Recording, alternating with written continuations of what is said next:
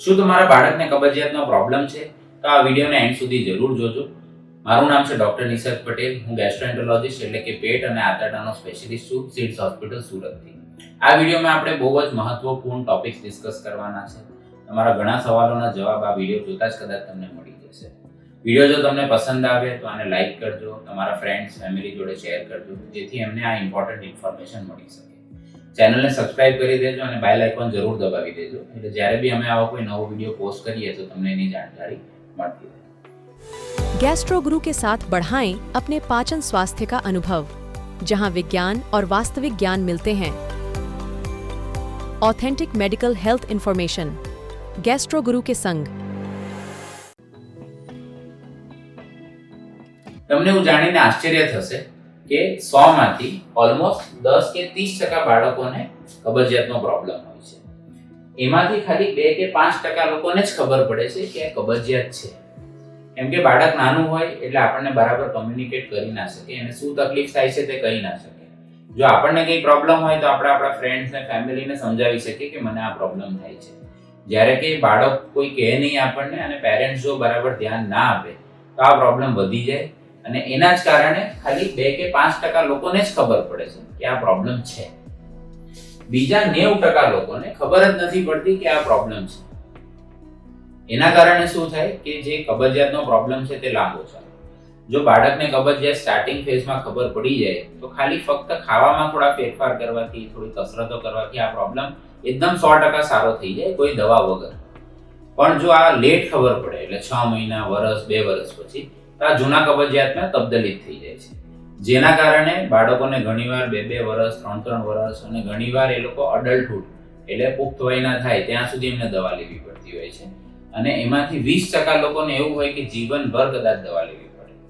એટલે આના લક્ષણો જોવા અને જાણવા ખૂબ જ જરૂરી છે.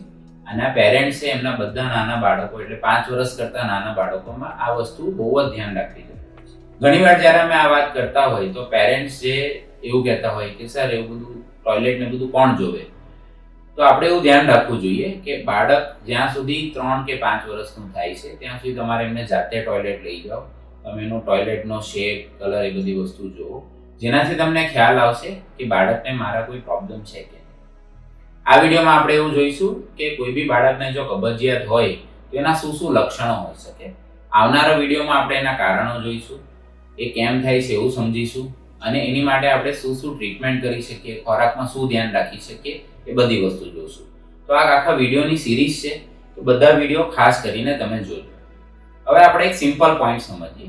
મારી પાસે હમણાં અઠવાડિયા પહેલા જ એક પેશન્ટ આવ્યું. એટલે મમ્મીએ મને એવું કીધું કે સર મારા છોકરાને પેટમાં બહુ દુખે છે અને ઝાડાનો પ્રોબ્લેમ છે. એટલે મેં બેનને પૂછ્યું કે છોકરાને તકલીફ શું થાય છે. એટલે એમને કીધું કે મને મારા છોકરાને અહીંયા આગળ પેટમાં દુખે કરે અને ટોયલેટ દિવસમાં 7-8 વાર જાય અને થોડું થોડું કરીને જાય.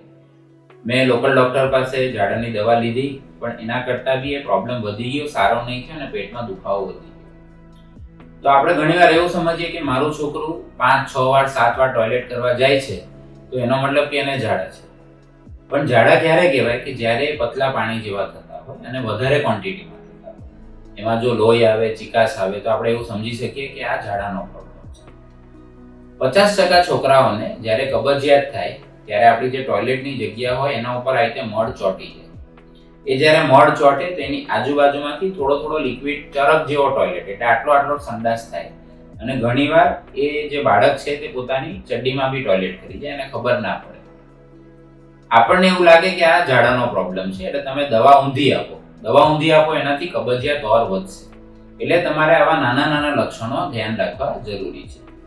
ઘણા લોકોને એવું હોય કે મારો છોકરો તો સર 2 વાર ટોયલેટ જાય છે, 1 વાર ટોયલેટ જાય છે અને કબજિયાત નથી. એવું નહીં હોય કે આપણને રોજ 1 વાર કે 2 વાર ટોયલેટ થાય તો કબજિયાત નહીં કહેવાય. જો તમારા બાળકને આ 6 માંથી કોઈ બી લક્ષણ આવતા હોય, 2 લક્ષણ એકી સાથે, તો એવું સમજવું કે આ કબજિયાતનો પ્રોબ્લેમ છે. લક્ષણ નંબર 1 કે જો તમારું બાળક અઠવાડિયામાં 3 વારથી ઓછો સંડાસ કરવા જાય છે, એટલે ધારો કે 2 દિવસ 3 દિવસ સંડાસ થતો જ નથી અને ત્રીજા કે ચોથા દિવસે સંડાસ થાય છે, એટલે અઠવાડિયામાં જો 3 વારથી ઓછા દિવસ સંડાસ થાય છે તો એનો મતલબ કે તમારા બાળકને કબજિયાત છે. આ બહુ કોમન વસ્તુ છે, આ બધાને જ ખબર છે.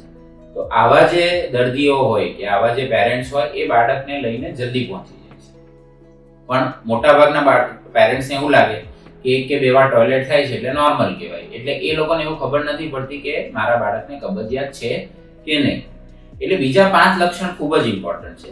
એમાં લક્ષણ નંબર 2, જો તમારા બાળકને કઠણ સંડાસ થાય છે, એટલે તમારા બાળકના સંડાસ જોશો તો તમને ખ્યાલ આવશે, એકદમ ડાર્ક બ્રાઉન કલરના સંડાસ થાય છે અને એકદમ નાની બકરીની લીંડી જેવા સંડાસ થાય છે, તો એનો મતલબ કે તમારા બાળકને કબજિયાત હોઈ શકે. જો તમારા બાળકને સંડાસ કરતો હોય, એટલે ધારો કે આપણે આ એવું સમજો કે આ ટોયલેટ છે અને ટોયલેટ આમ આવીને બહાર અટકી જાય છે, આવી રીતે આમ લટકી રહે છે અને હાર્ડ સ્ટૂલ છે, તો એનો મતલબ કે તમારા બાળકને કબજિયાત હોઈ શકે.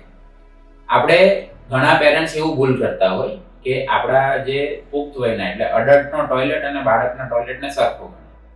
અડલ્ટના ટોયલેટ એમ સમજો કે આપણે આટલા જાડા કેળા જેવું હોય, અગર બાળકનો ટોયલેટ આનાથી કે આના જેટલો જ જાડો હોય તો એને જાડો સંડાસ જ કહેવાય. એટલે જો બાળકનો ટોયલેટ આવી રીતે આમ અટકી જાય છે, એનો મતલબ કે ટોયલેટની જગ્યામાંથી એ ટોયલેટ નીકળતો નથી, એટલે આને જાડો ટોયલેટ કહેવાય. એટલે તમારા જો બાળકને એકદમ જાડો ને કઠણ સંડાસ આવે છે, એટલે આ છે લક્ષણ નંબર 2 અને 3, તો તમને તમારા બાળકને કબજિયાત હોઈ શકે. જો તમારા બાળકને અતિશય જોર કરવું પડે છે સંડાસ કરતી વખતે, તો બી તમારા બાળકને કબજિયાત હોઈ શકે. જે ચોથું લક્ષણ છે એમાં એને અમે એવું કહીએ કે રિટેન્ટિવ બિહેવિયર. એટલે જો તમારું બાળક ટોયલેટ કરતા ગભરાય છે, એમાં બી 4-5 વસ્તુઓ જોવાની હોય કે તમને કઈ રીતે ખબર પડે કે મારું બાળક જે છે તે ટોયલેટને રોકી રાખે છે. રિટેન્ટિવ બિહેવિયર એટલે સંડાસ લાગી હોય પણ બાળક એને રોકી રાખે. એ આપણને ક્યારે ખબર પડે? ધારો કે બાળક જે છે તે પોતાના જે ટોયલેટનો ભાગ છે તો એને એકદમ ટાઈટ કરી નાખે, એટલે આપણે જે બટક્સનો ભાગ છે એને એકદમ ટાઈટ પકડીને રાખે. ઘણા બાળકો આવી રીતે પગ જે છે તે એકબીજાના એકદમ ટાઈટ કરી દે આ રીતે. અગર જો એ પોતાના ટોસ પર ઉભા રહે છે, એટલે તો આપણે એવું કહી શકીએ કે એનાથી આ પ્રોબ્લેમ હોઈ શકે. ઘણા બાળકો શું કરે કે ખૂણામાં જતા રહે અને પડદા પાછળ છુપાઈ જાય, કે અથવા તો કોઈ ખુરશી પકડીને ખાલી આમ આગળ પાછળ આવી રીતે આમ કાં તો થોડું આગળ પાછળ ચાલતા હોય. અને ટોયલેટ ઘણીવાર રોકવા માટે એમને એટલી બધી કષ્ટ પડતું હોય તો બાળક ઘણીવાર એકદમ લાલચોળ થઈને રડવા લાગે. જો આમાંથી કોઈ બી તકલીફ તમારા બાળકને થાય છે તો એને રિટેન્ટિવ બિહેવિયર કહેવાય. તો જો એ બાળક ટોયલેટ રોકી રાખે છે, એનો મતલબ કે એને કઠણ સંડાસના લીધે ત્યાં સંડાસની જગ્યાએ દુખતું હશે, એ તમને બરાબર સમજાવી નથી શકતું, એટલે બાળક ખાલી રડ્યા કરે અને ટોયલેટ રોકી રાખે. ઇનિશિયલી આ જે ટોયલેટ રોકવાની પ્રક્રિયા છે તે બાળક જાતે કરતું હોય, અમુક મહિનાઓ થાય પછી ઓટોમેટિક થવા લાગે. એટલે બ્રેન આપણું એ રીતે ટ્રેન થઈ જાય કે ટોયલેટ આવે તો ટોયલેટ રોકવાનો નહીં. આવા બાળકોને અમે જ્યારે નીચેથી ચેક કરીએ આંગળી મૂકીને ટોયલેટની જગ્યાએથી, તો એકદમ પથ્થર જેવો ટોયલેટ થઈ ગયો. તો એ જે પથ્થર જેવો ટોયલેટ છે એ બી એક પ્રકારનો કબજિયાત છે. અને આવા બાળકોને સાઈડમાંથી ટોયલેટ લીક થયા કરે, એટલે દિવસમાં 2 વાર 4 વાર 5 વાર ખાલી આટલું ટોયલેટ ચરક જેટલું ટોયલેટ થાય. એટલે જો આ 6 માંથી તમારા બાળકોને કોઈ બી 2 લક્ષણ છે તો એનો મતલબ કે તમારા બાળકને કબજિયાત છે અને કોઈ બી ડોક્ટરને બતાવવાની જરૂર છે. એટલે આજથી બધા જ પેરેન્ટ્સ એવો પ્રણ લો કે તમારું બાળક જ્યારે બી ટોયલેટ કરવા જાય છે તો એની સાથે જાઓ. ટોયલેટ કેવા આકારનો થાય છે, કેવા કલરનો થાય છે, કડક થાય છે કે નરમ થાય છે, બાળકને જોર કરવું પડે છે કે નથી કરવું પડતું, આ બધી વસ્તુઓનું ધ્યાન રાખો. અને આમાંથી જો કોઈ બી લક્ષણો તમારા બાળકને દેખાય છે તો તાત્કાલિક તમે ડૉક્ટરને મળજો. આશા રાખું છું કે આ વિડીયોમાં તમને ખ્યાલ આવી ગયો હશે કે હું તમને શું સમજાવવા માંગુ છું. આના પછીના વિડીયોમાં આપણે એવું જોશું કે બાળકોમાં કબજિયાત થવાના કારણો કયા કયા છે. આ વિડીયો અમે બીજા 5-7 દિવસમાં પોસ્ટ કરવાના છે, એટલે ચેનલને સબસ્ક્રાઇબ કરજો અને બેલ આઇકોન જરૂર દબાવી દેજો, એટલે જ્યારે भी हमें वीडियो मूकसूं तो ત્યારે તમને नोटिफिकेशन આવી જશે. धन्यवाद.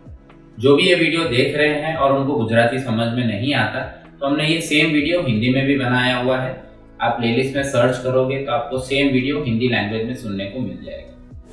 गैस्ट्रो गुरु के साथ बढ़ाएं अपने पाचन स्वास्थ्य का अनुभव, जहां विज्ञान और वास्तविक ज्ञान मिलते हैं. Authentic medical health information.